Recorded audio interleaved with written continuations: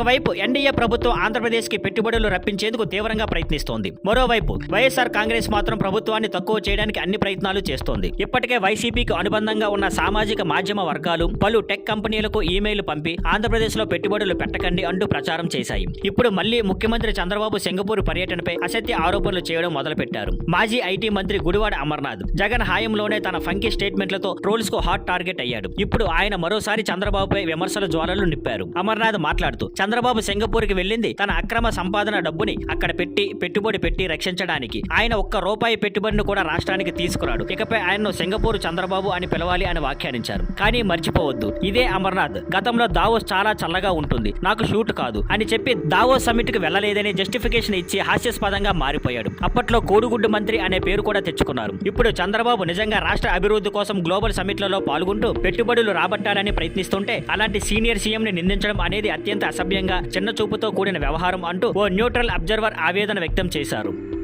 Thank you for watching. Please like, share and subscribe.